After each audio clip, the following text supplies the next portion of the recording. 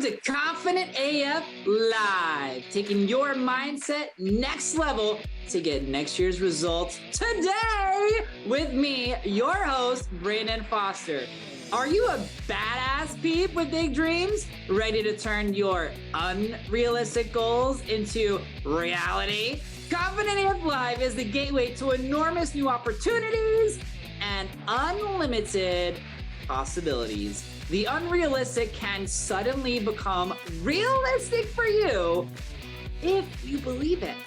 Are you ready to take your dreams and results to the next level? Then stay tuned as we help crack open the door to new ways of impactful thinking and believing about yourself with mindset practices for badass people like you. Confident AF Live starts right now. What up, badasses? Happy Wednesday. If you are on the West Coast, I can do this math. You are at 12 p.m. That means it's lunchtime. I wonder what you guys are having for lunch today. And then if you are on the East Coast, wait, did I say East Coast? I meant if you're in the Pacific Coast, it's 12 p.m. If you're East Coast, it's 3 o'clock. It's about time to pick those kids up from school if you are doing your parental things today and picking them up. My name's Brandon, super excited to be here to encourage you, inspire, and uplift you today. And I was joking with Pacey, who's one of our amazing producers. Shout out to him. If you guys love those sound effects, that's his doing. But I was like, what did I call this episode again? And it didn't load soon enough. So I think it was something to the effect of, what do you do when like stuff hits the fan, like, and it's unexpected?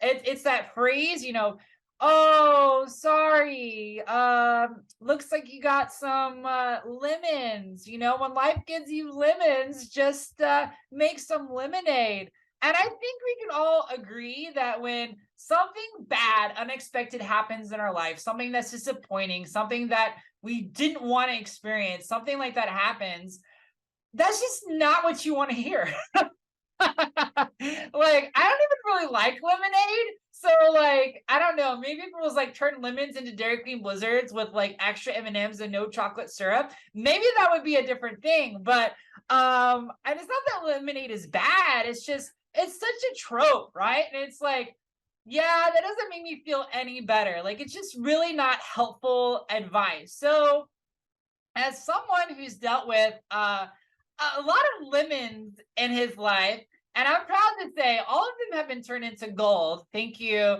God. Thank you, universe. Thank you, love. I wanted to share with you all today a really awesome process that when unexpectedly things happen that you did not see, you did not want coming, how do you get out of the horrible, awful feeling of my life sucks? And how do you get back into, we're good, we got this, like, we're gonna rise up, we're gonna rise above, we're gonna kill it, we're gonna slay it, like, this is not a big deal. How do you go from one to the other? That's what today is about. And I don't know if there's a place for you guys to comment. I'm sure there is on Transformation Network, but if you guys are watching this later on YouTube as like a replay or whatever, like, comment below and let me know what kind of situations have you, one, like you felt like, man, that really sucked when I went through it, but it was the best thing ever, because I think a lot of people are going to get a lot of encouragement from that.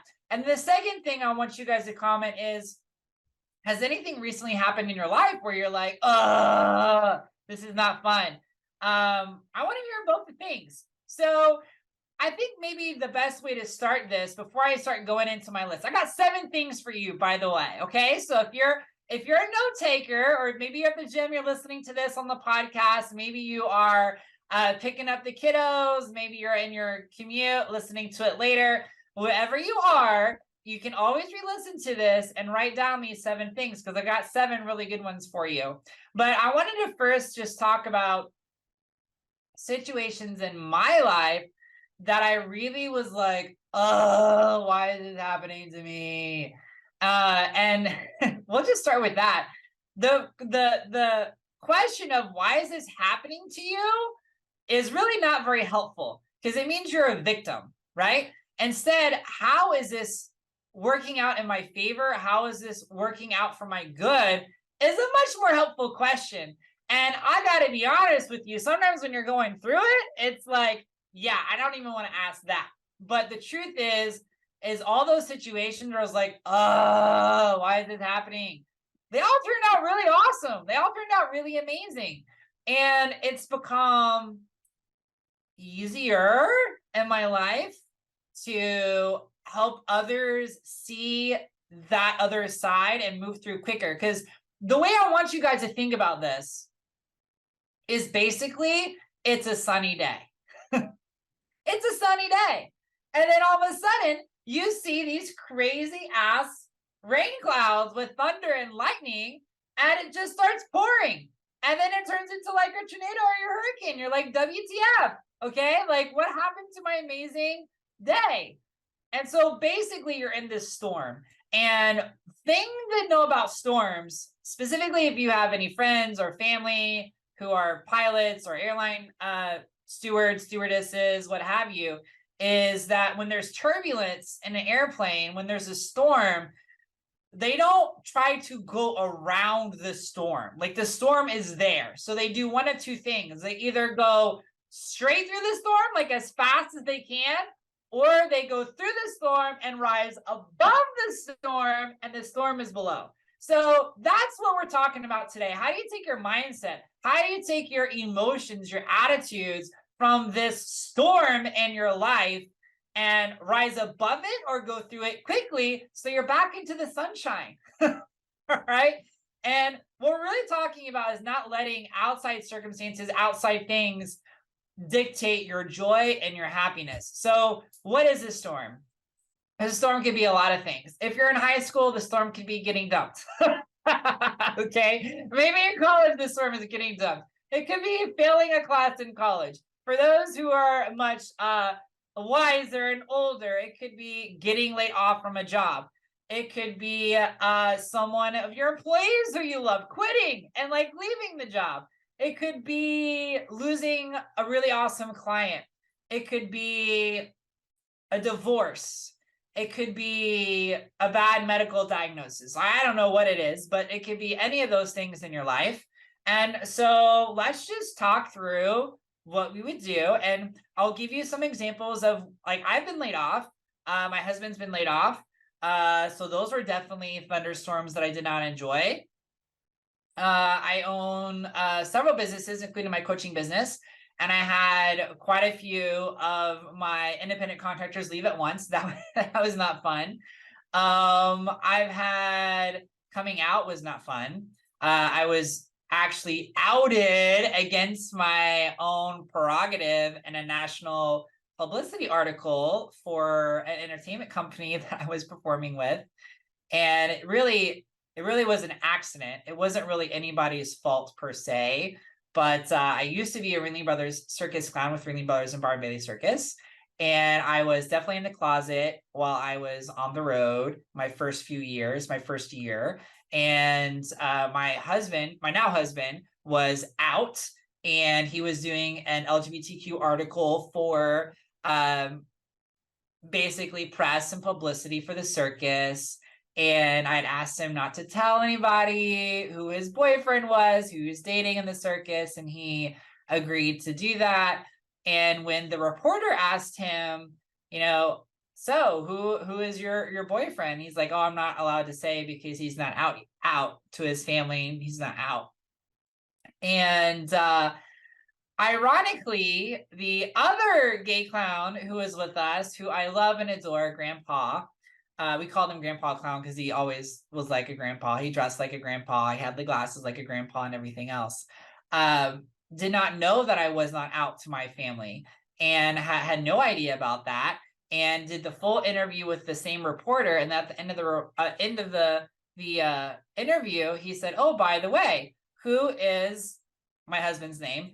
Who is his boyfriend? And he goes, oh, that's Brandon. And he had no idea. And of course, the publicist for Ringling Brothers had no idea. It wasn't their fault either. But the reporter ran the story, and I was out. So that was not fun either for me. So those are just a few of the examples. And what I will say is, looking back on those situations, is when my husband and I actually both got laid off at the same time. That was very, very scary. We just bought a house. We had literally just bought a house, and we had just gotten married. And the last thing you want to do, especially when you're used to living in a coffin-sized room on a circus train, and then you've graduated to a one-bedroom apartment that feels like a mansion because it's like you could fit like 10 train cars in there. And then you graduated to a house, and you're already kind of nervous about that growth of owning a house and paying your mortgage. The last thing you want is to have fear or trepidation of paying the house you were just really excited to have, and asking like, okay, where's the money going to come? What are we going to do? And freaking out. And but here's how all of this stuff worked out. And then I'll give you my list of 7. First of all, being outed was the best thing that could have ever happened to me, because I was afraid for so long of being my real, true, authentic self. I was afraid that my friends and family would not accept me for who I was. I was afraid to be honest with myself. And in reality, I was living a lie, like pretending to be something that I wasn't, out of fear, which is making a fear-based decision is never a good way to live your life. And it did turn out that some of my family members did not agree with it, and there was some separation of relationships, and there was some loss, there was grief, there was anger, there was frustration, there was all those things. But moving through that was the best thing I possibly could have done to come out so much stronger on the other side, loving myself fully, completely, and all those things. And then in regards to my husband being laid off at the same time, and by the way, last week's episode was what do you do when you get laid off? Because I recently had a friend of mine who her husband was recently laid off. And so I figured, well, if he's going through it, then other people are going through it too. So might as well just help the whole world and universe with that situation. But I discovered that losing those 2 jobs at the same time, one, helped me start to transition into mindset, which is like my true passion, my true joy, which is encouraging all of you and anybody who will listen. And then the second thing is it opened up a door to an amazing job for my husband that was really inexplicable in the way that happened. And our ability to earn actually increased. So our fears were all liars, as fear often is. Fear is worrying about a negative what if scenario, and worry is creating from chaos. Like, what is the good in that? Worrying is a formula in creating from chaos. Love creates peace. That's why I say you should always make decisions based in love and not decisions based in fear. All right, so let's get into my list, because I can't believe it. Like, we're already like halfway through the show. Like, where did that go? Okay, so number 1, when something bad happens in your life, especially when it's unexpected, don't ignore your emotions, please. Do not pretend that you're okay when you're really not. That's like the worst thing you can do.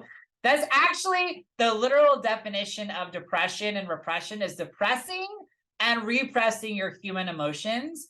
Your stomach is the emotional brain of your body, your neuropeptides. That's actually where they fire. That's why when something bad happens or you get bad news, you say, I get sick at my stomach. That is because that's where your emotions, the brain of your emotions are. So don't ignore your emotions. Know that it's okay to feel however you're feeling. And please do not compartmentalize them. If you want to cry, cry. You want to yell, yell. You want to scream, scream. You want to punch something, punch a punching bag. Or as Louise Hay says, take a tennis racket and hit a pillow or hit your bed. Like, whatever it is, just don't take it out on your little brother, little sister, okay? Or take it out on your kids. Don't take out your emotional energy on somebody else. Make sure that you realize it's your energy, it's your frustration, it's your anger, your bitterness, your sadness, your grief, your loss, whatever it is. But feel it to heal it. Feel it to move through it. If you want a great book on letting go of your emotions, there's a great book called Letting Go by Dr. Hawkins. You guys can check that out. But really important, step number one is allow yourself to feel however you want to feel. And this is something that society just doesn't do a good job. Like, I grew up believing like you're not a man if you show your emotions. And that's actually the worst thing you can do, because basically you're storing, and like, if you don't show your emotions, you might think like I'm a badass because I'm not showing my emotions. What you're really doing is you're letting your emotions to get buried and fester, and they still are there. And that actually creates decay and disease in your body. And that shows up as wonderful, horrible health elements later. So don't do that. Instead, let yourself cry. If you're worried about the perception of other people, then go cry in quiet in a safe place. Okay. But let yourself feel how you want to feel, move through it. You'll feel so much better. And the other thing is too, and you guys listening can't see this, but I have a little mug here, but like, your emotions are like a huge cup. And so you might cry a little bit and might not cry later, and then might cry more. And oftentimes when you first hear the news, you're just in shock. Like, you get served divorce papers, or you find out that you're getting let go, your company's downsizing, or you're losing your best client. Like, sometimes you're just like in shock. Like, let the shock happen first. The shock, moving from shock into the emotions, is basically you processing what has happened. Okay. So don't ignore emotions.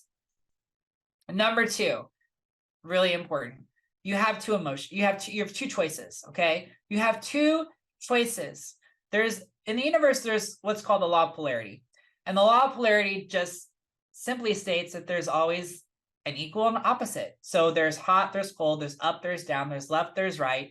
And so any of your low vibration, low feeling emotions, anger, bitterness, resentment, is going to have the opposite feeling that you could have instead. So there is fear and there is excitement. Fear and excitement are pretty much the same emotion, but fear is worried about a negative what if and feeling that. Excitement is anticipating a positive what if. And so then you have frustration. The opposite of that is satisfaction. Satisfaction feels so good. Think about like the frustration. If you've ever had like a broken arm or broken leg and you had your cast and you couldn't itch it and you were frustrated and you wanted to itch it so bad, but then you got like a stick or something, you put it in the cast, and then you were able to actually scratch it. How satisfying is it to scratch that itch, right? That's a great analogy. So frustration, satisfaction. You can have disappointment, which is you expected one outcome and didn't get it. And because of you didn't get the outcome you wanted, you feel like you're unlovable or unworthy. So that's disappointment. So you expected outcome, you didn't get it. Or you can have joy, which is you expected outcome and it happened. And so I say this because as a human being, you can't experience two emotions at the same time. You cannot experience fear and excitement at the same time. You cannot experience disappointment and gratitude at the same time. So what you really want to do is realize that you always have two choices. You have the choice of feeling positive or feeling negative. And more importantly, with your situation, you have the choice to look at it through the lens of fear or through the lens of love. And your perception and perspective of what is happening to you is really, really, really important, because any situation that is presented to you, you can harvest the good from it, but it's going to be your choice on whether or not you do harvest the good for it, because choice is our greatest free will. So if you want to find more ways to be disappointed, more ways to be frustrated, more ways to be dissatisfied, you will find that. If you want to find more ways to be appreciative and grateful and let that grow, you can do that as well. You just need to understand that you only have two choices, and it's depending upon what the situation is, the choice to reframe. You might have to make that many times throughout the day. You might catch yourself like always going back to negative and like, we got this, we're going to reframe it, we're going to reframe it and reframe it. And that's fine. You do whatever you need to do. The third thing is be open to receive love. You cannot receive anything unless you're willing to receive it. I remember I don't remember if it was Louise Hay or somebody else, but I was reading a book or listening to a podcast, And way that you have to understand is that, have you ever had a friend or a family member offer to buy you lunch or dinner and then you felt guilt and you couldn't accept it? When you can't accept any form of love or kindness, whether it's a free coffee, $5, a free lunch, without guilt or shame, it's because you don't feel worthy to receive it. And oftentimes when bad things happen in our lives, especially if you come from, well, depending upon your upbringing and how you're raised and your belief system, sometimes we are taught to believe that when a bad thing happens, it's because God or the universe is punishing us for bad behavior. That is just not helpful. And if you are faith-based, like Jesus already died on the cross, you're already forgiven. So whatever you're being punished for, the price has already been paid. So why are you being punished? Why are you not accepting your freedom? Why are you not releasing the guilt and the shame? There's a lot of people who say they believe they're forgiven, but they're not living like it because they haven't actually accepted it. They haven't actually received the forgiveness, going back to worthiness. And so I remember my husband and I were at Gideon's Bake Shop in Disney Springs in Orlando. And there was a young woman who she was bald and it looked like she had some kind of surgery. I don't know if it was cancer or some other kind of surgery, but she had quite a few scars, wearing a beautiful sundress. And we watched her go up to the attendant and found out that the line was 3.5 hours to get in. And she was very disappointed. And my husband was like, I feel like we should just ask her to be our friends and come with us in line. And I'm like, I don't care. Like, sure. So my husband went up to talk to her and we found out it was her birthday. And we're like, hey, well, come in with us. You don't have to wait. We're friends now. And she had come to Disney Springs by herself. She was so overjoyed, so excited, so grateful that we did that for her, saved her 3.5 hours. But then we asked her, we said, pick anything you want in the whole entire bakery and we'll buy it for you because it's your birthday. She couldn't accept it.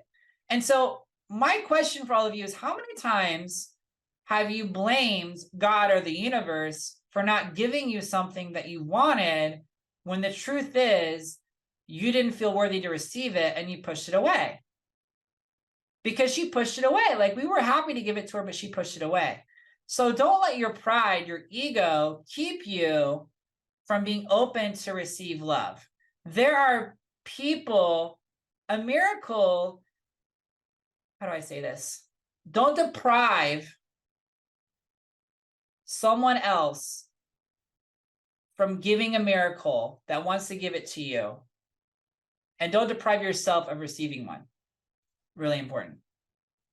All right, number 4 is forgiveness.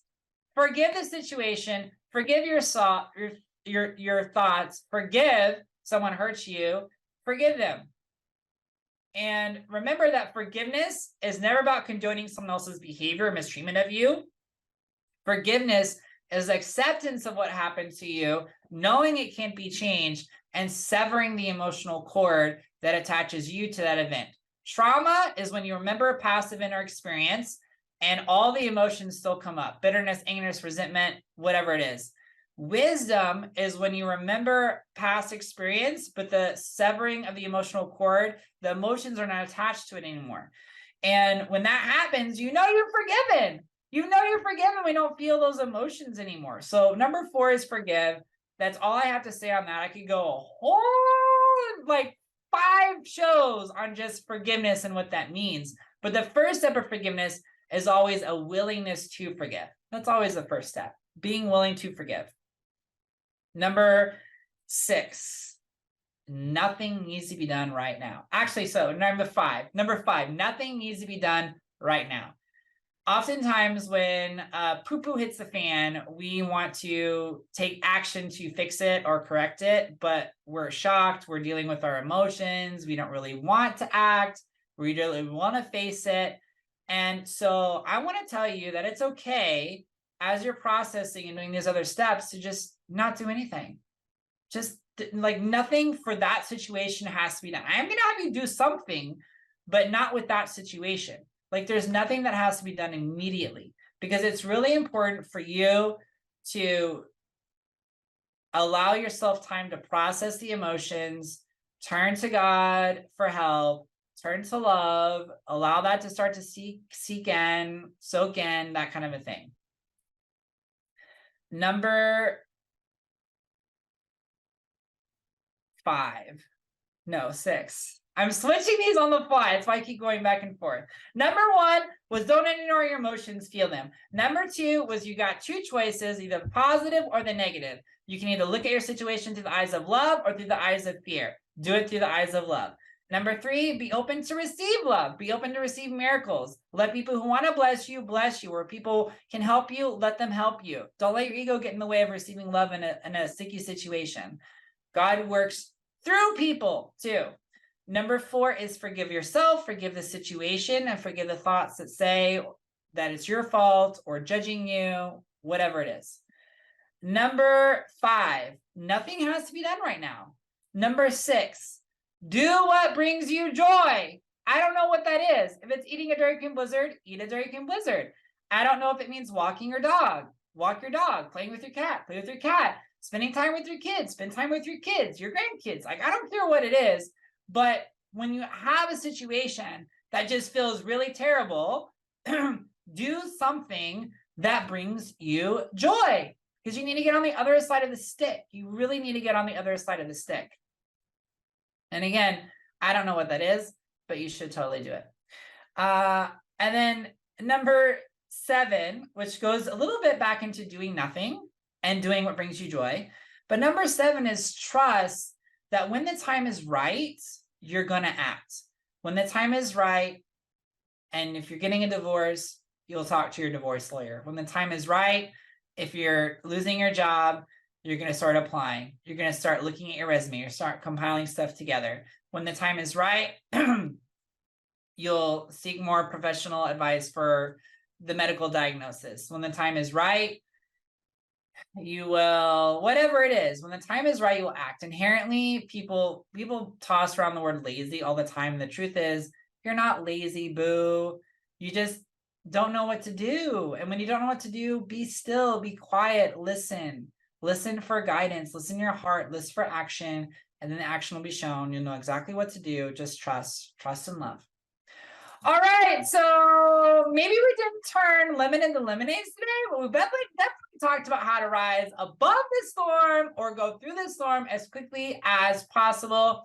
If you're watching the replay or you're watching this live, I would love for you to comment which one of these 7 steps you found the most helpful for you. And make sure you guys are subscribing and liking these things and sharing these things, sharing it all the places so that more people can find more joy, more love, and more encouragement. My name is Brandon. I'm super excited to be here with you all today, and have an amazing day, badasses. I'll catch you on the flip side next week. You have been listening to Confident AF Live, taking your mindset next level to get next year's results today with host Brandon Foster on TransformationTalkRadio.com. Listen or watch live every Wednesday, 12 p.m. Pacific, 3 p.m. Eastern, where I help badasses like you with big dreams learn to take their impact and results next level, turning those unrealistic goals into reality. Confident AF Live is the gateway to enormous new opportunities and unlimited possibilities. For more information, get in touch with me, Brandon, at BrandonRFoster.com.